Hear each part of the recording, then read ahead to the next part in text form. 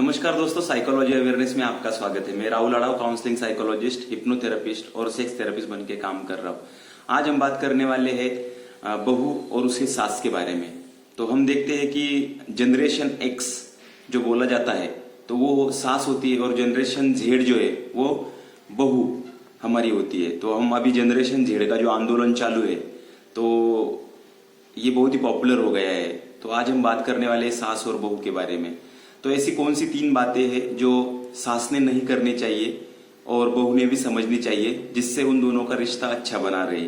हम देख पाते हैं कि समाज में सास और बहू का रिश्ता जो है पहले से बहुत ही फला फूला है और बहुत सारे सीरियल्स में भी दिखाया जाता है कि सास का व्यवहार कैसा होता है और बहू का व्यवहार कैसा होता है।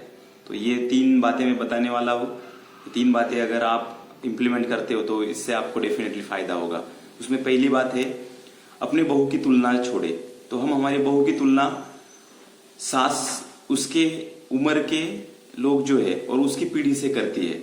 तो वो कैसी थी, वो कैसे रहती थी, तो सास को लगता है कि उसके बहू ने भी उसके जैसा ही रहना चाहिए, वो जैसे रहती थी। बट वो नए जमाने की है, नए तौर तरीके से की है और नई पीढ़ी की होने के साथ में उसका नजरिया जो है वो जनरेशन जेड का है।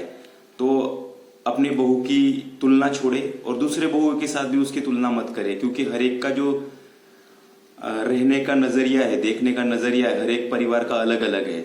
दूसरा है, बेटे को बीच में ना लाए। तो बहुत बार ऐसा देखा जाता है कि सास और बहू का कुछ अनबन हो जाती है तो उसमें ये या तो बहू हो या सास हो अपने बेटे को बीच में लाते हैं। तो इसके बजाय वो क्या कर सकते हैं, दोनों आपस में बैठ के उस बात को सुलझा सकते हैं ताकि वो प्रॉब्लम जो है वो ज्यादा बढ़े ना, और इससे उन दोनों का म्यूचुअल ट्रस्ट मतलब एक दूसरे पे विश्वास ज्यादा बढ़ेगा।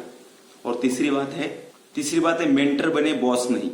तो जैसे सीरियल्स में दिखाया जाता है, अलग अलग सीरियल्स में, कि जो सास होती है वो बॉस तरह की रहती है और जो भी हुक्म दिया जाए, आदेश दिया जाए, वो बहू को मानना पड़ता है। तो ऐसे ना करे, वो एक वर्चुअल रियलिटी समझे और सीरियल्स में जो दिखाया जाता है वो इम्प्लीमेंट ना करे।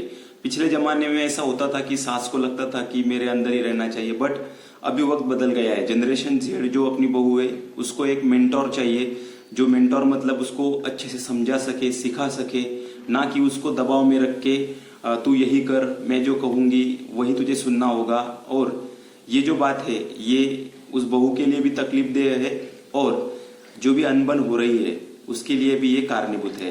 तो हम जब कारण पे काम करेंगे तो जो परिणाम है सास बहू का अच्छा रिश्ता ये डेफिनेटली हो पाएगा।